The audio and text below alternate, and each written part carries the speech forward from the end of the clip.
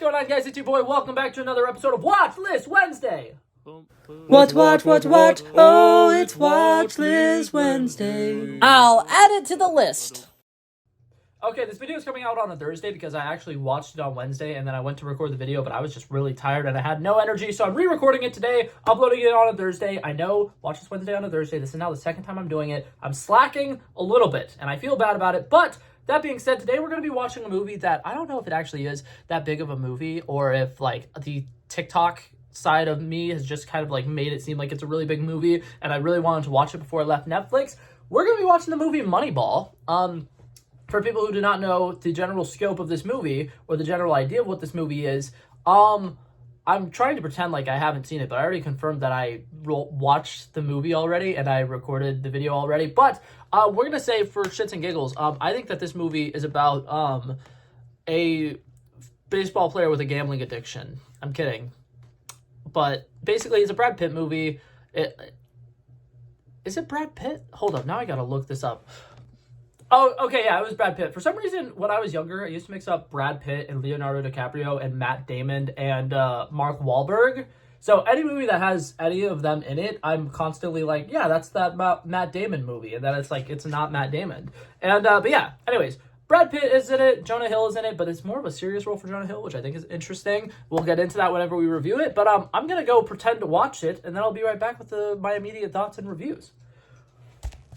Alrighty, so I'm back from watching it, and I will say this, I don't think it was as great of a movie as it was hyped up to be. So, like I said, part of the reason why I was watching this movie is because TikTok made me do it. And basically, the reason I say this is around Super Bowl time, some of the, like, film people that I follow on TikTok were ranking, like, the best movies for each sport and stuff like that, and people were saying that this was the best baseball movie, and personally, as somebody who grew up on The Sandlot and absolutely loves The Sandlot movie, I was like, how could this movie possibly be better? So I was like, you know what, we're gonna go watch this movie, and I think it is really interesting. I think it shows a different side of sports that I don't think gets shown a lot. I think that there's a movie similar to this where it's like football players or whatever, and it's like the Cleveland Browns drafting Chadwick Boseman or something like that, but overall, I think that this movie does some things really, really well. I think the fact that it has a non-linear storytelling works relatively well. I think that all the character development with Brad Pitt, as we see him in his modern day, obviously leading this team as the GM and trying to make different money moves to see what he can do to replace some superstar athletes, and then flashing back to his past self where he kind of didn't follow up on the expectations that was set for him at a very young age. And I like the fact that he's talking about how he thinks it's really unfair for a group of old white men to make decisions about the younger generations. And I think that it's actually a really good, like, political movie based off of, like, the way that I just worded that. And I like the fact that he is a very progressive thinker. And the way that this movie, like, portrays his character, oh, man, I'm trying to think about the specific line he says. I think it's like, adapt or die or something like that. And it's a very true thing. Like, in life, things are constantly changing and it needs to be fluid. Like, right now in the NFL, sorry, I'm making a video about a sports movie. I know that my content is movie related, but I am a huge sports fan. Right now in the NFL, there's a giant movement that's going on where a lot of traditional coaches and a lot of traditional offenses and stuff like that aren't succeeding anymore, and offenses that are completely different, like currently the Miami Dolphins, are going absolutely crazy, and they have what is kind of known as like positionless players, where instead of having a bunch of people who are like, you're definitely the wide receiver, you're the wide out, you're the slot receiver, you are the tight end who's also a lead blocker or whatever, they have just receivers, and all the receivers play everywhere on the field. They go all over the place. They're incredibly fast. They're incredibly agile. And it's completely changing the game of football right now. And this is kind of what this movie brought to baseball, but from more of a like coaching standpoint. They were like, what can we do to make a baseball team that fundamentally works, even though it looks like on paper it's not going to be a great success story? And it's really interesting. For one, I want to say Jonah Hill's acting in this is incredible. I don't think I've ever seen him in anything serious, and this was really, really good. I actually genuinely enjoyed it. And I think that it's so interesting the way that they're able to build what they call their island of misfit toys.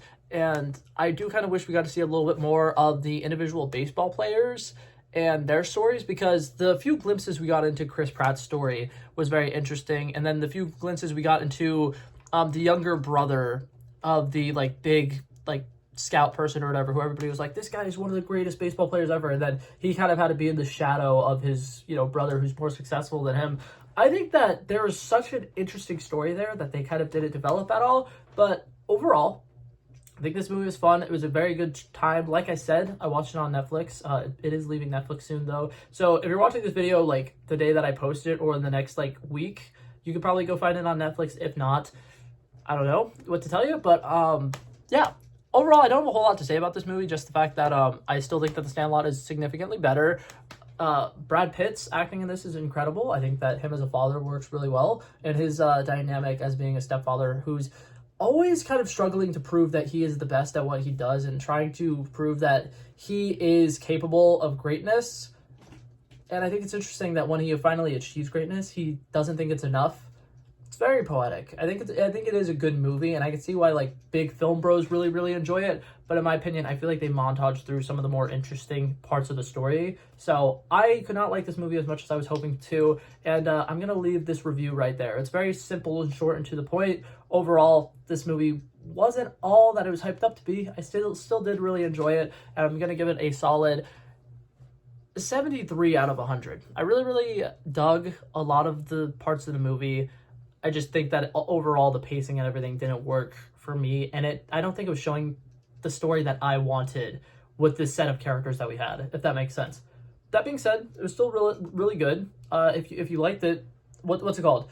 If you want to go see it, you might like it more than I did. My big thing is I was expecting a different kind of story, so it wasn't living up to my expectations, which I think is always bad. Always go to movies with very low expectations. That way they can exceed them, and every movie ever will be great to you. I have a friend who just watched the Madam Web movie. They absolutely loved it. And I wish that I could, like, not be so online that, like, I know all of the flaws of Madam Web and I can't enjoy it.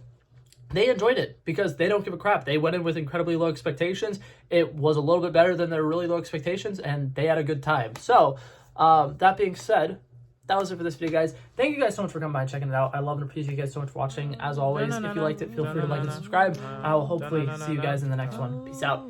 Bow. Back at it again, but that's a relevant flow. So smooth, they calling me Mr. Elegant. Like an elephant, I got a long nose. Like a president, I've got a few hoes. Swift with a stutter, I'm smooth like butter. Don't see it coming when I slip undercover. Like a big dog, but I don't bite. I'm still a big broad, I'd win that fight. Come match you and I knock out your lights.